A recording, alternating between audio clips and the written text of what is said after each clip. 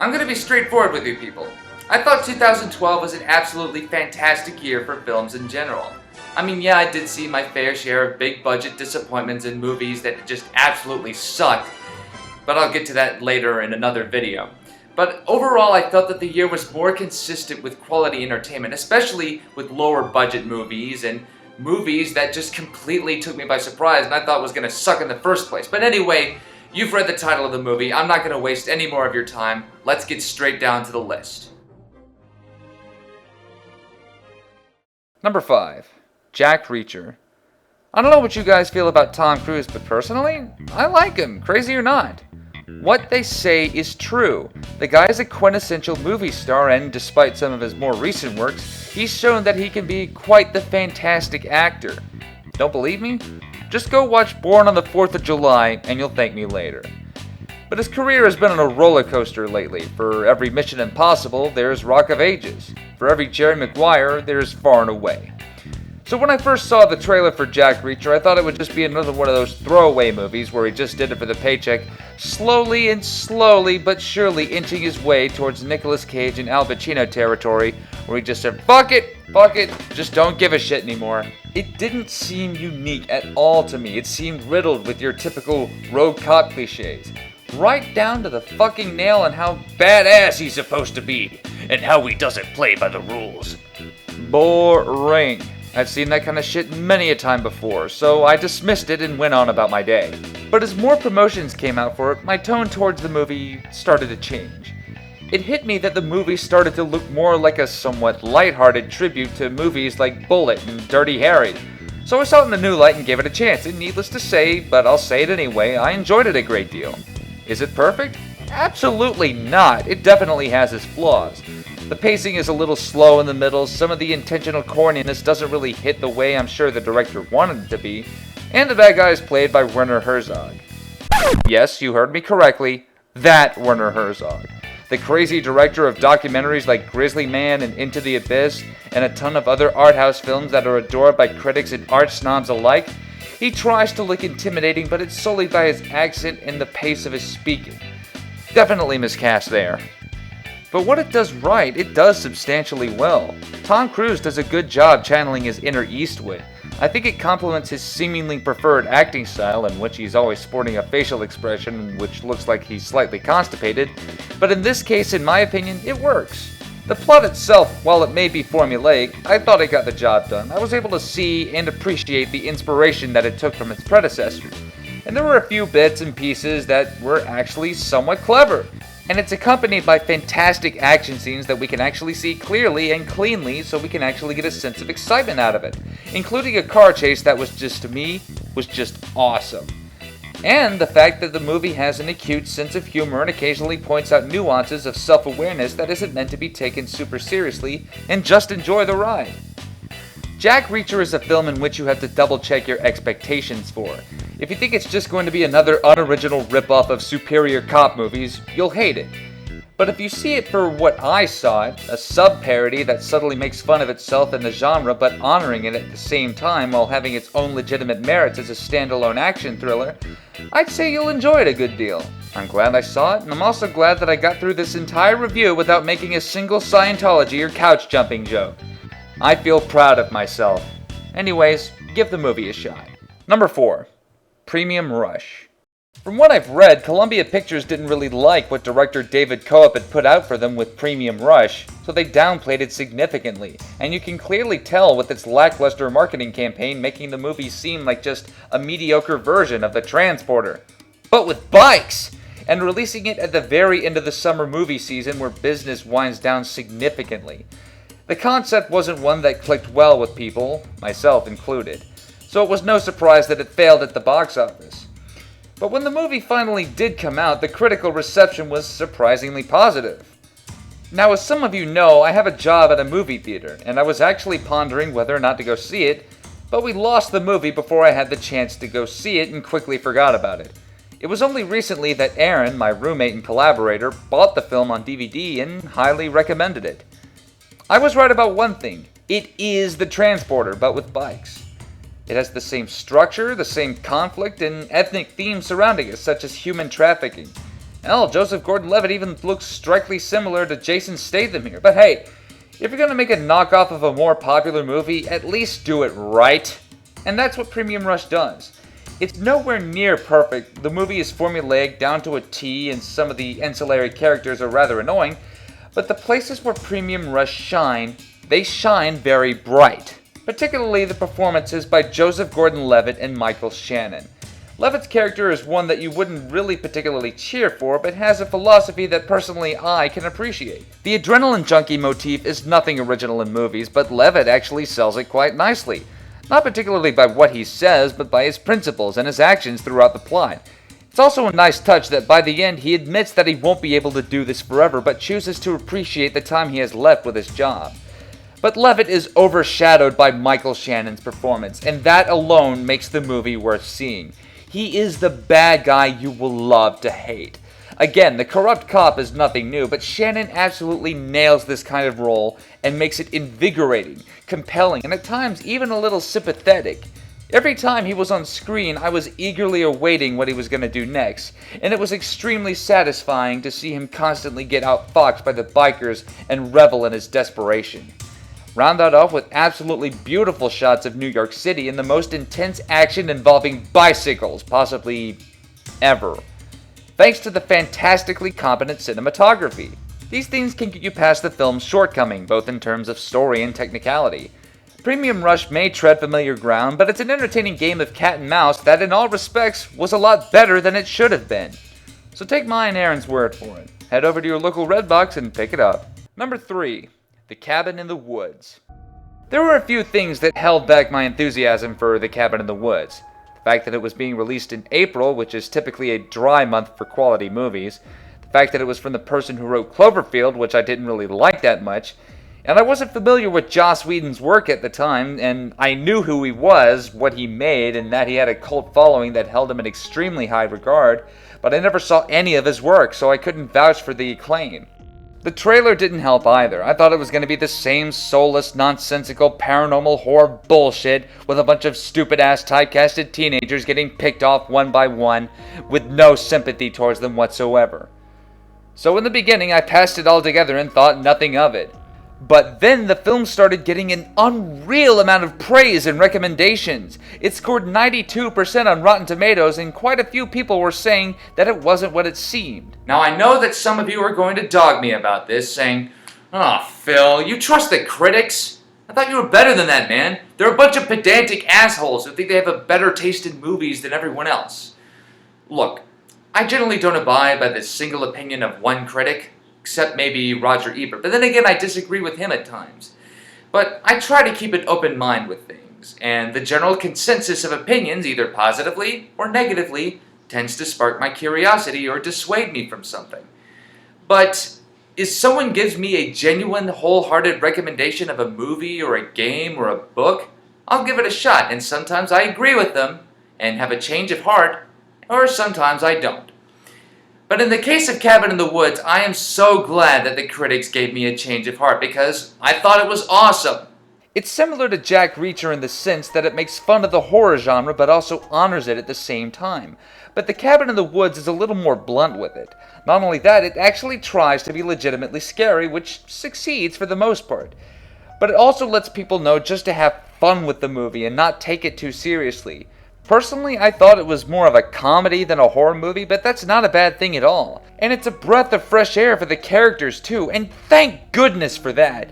All the teenagers were relatively smart on the outset and were actually interesting to listen to and invest in, but they're forced to confide to their typical horror movie roles through no fault of their own.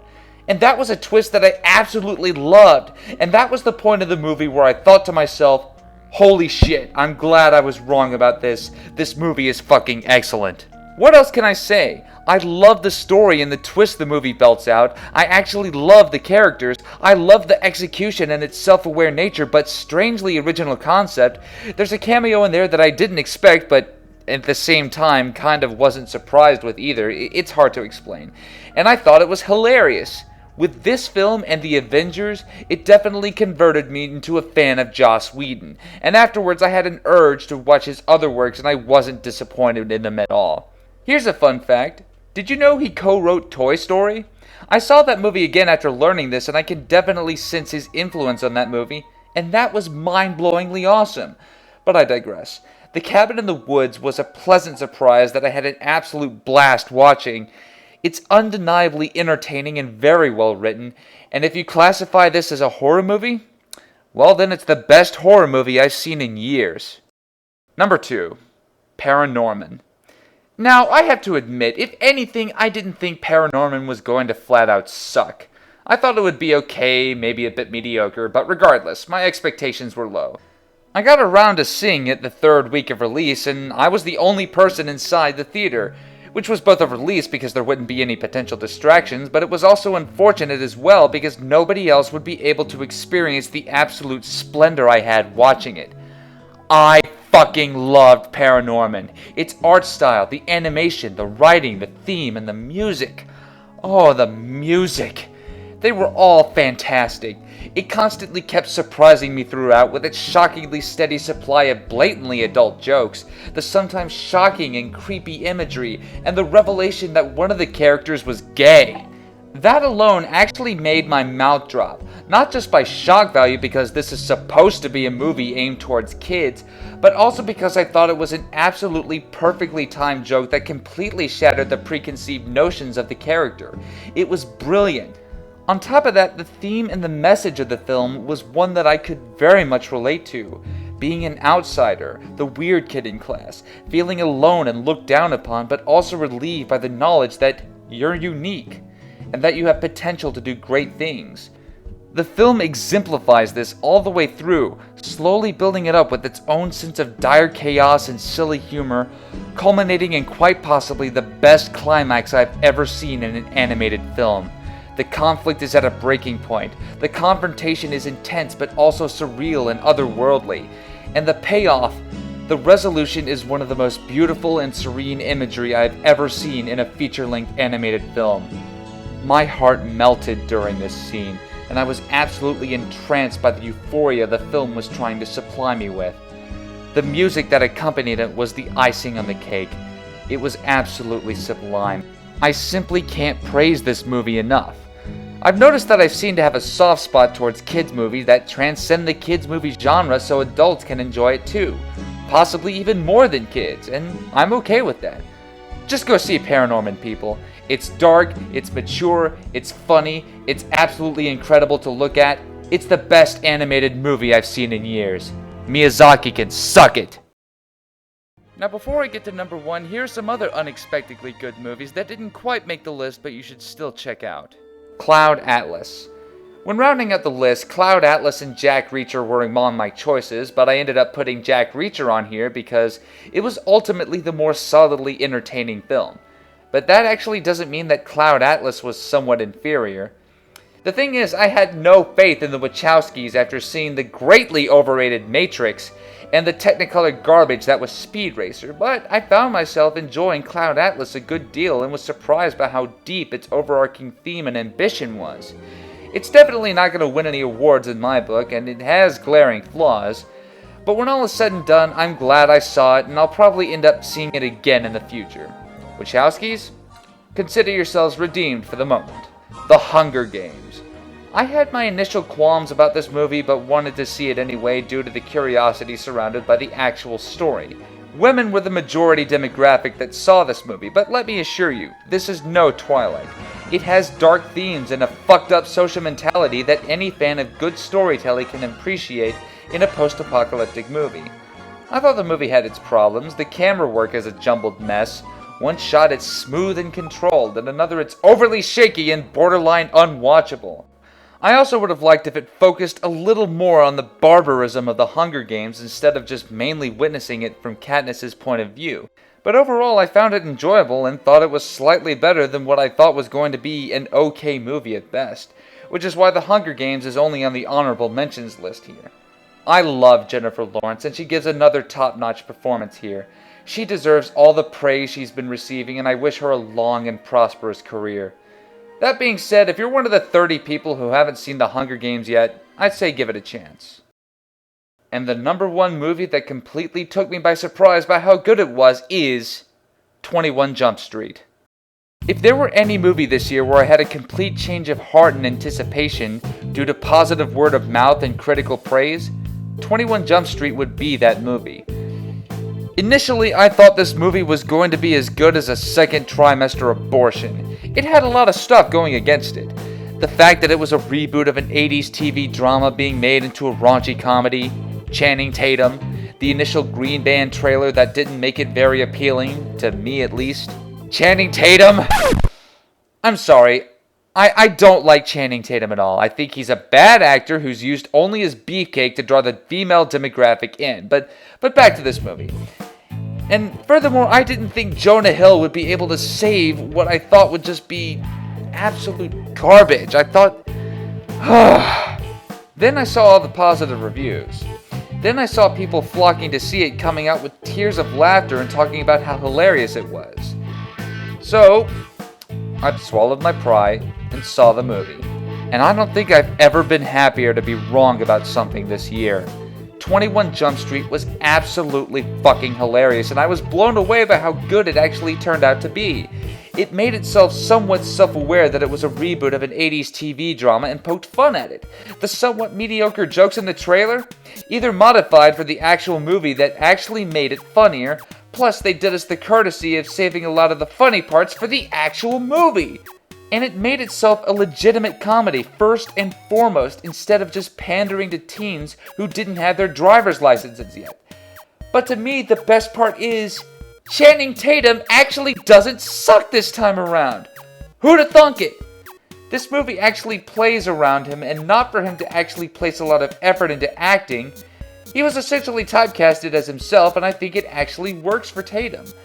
But credit also goes to the directors for realizing this and taking advantage of it. It also proves that Jonah Hill can be hilarious and bring in a crowd without being fat, so in that regard, I see a bright future ahead of him, not just for comedy, but with Moneyball proving that he can actually act in film in general. The humor is universal, with subtle nuances and satire to the more over-the-top, wacky, and visual type of humor to accompany it, trying its best to make everyone in the audience chuckle at least once.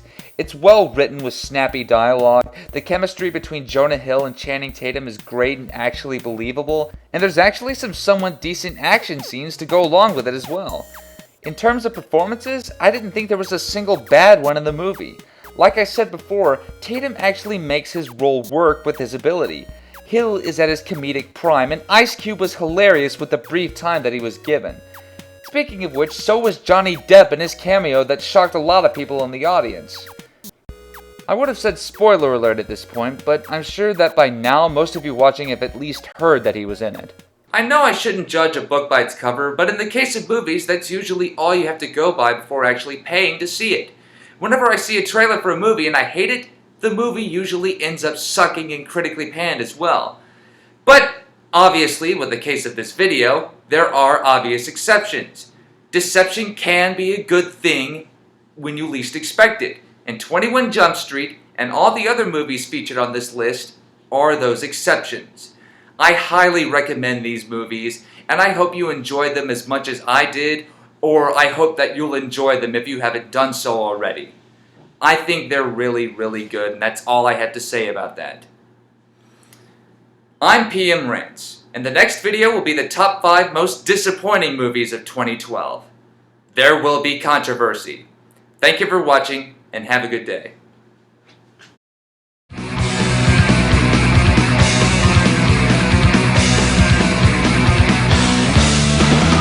That. No nut shots. We discussed this.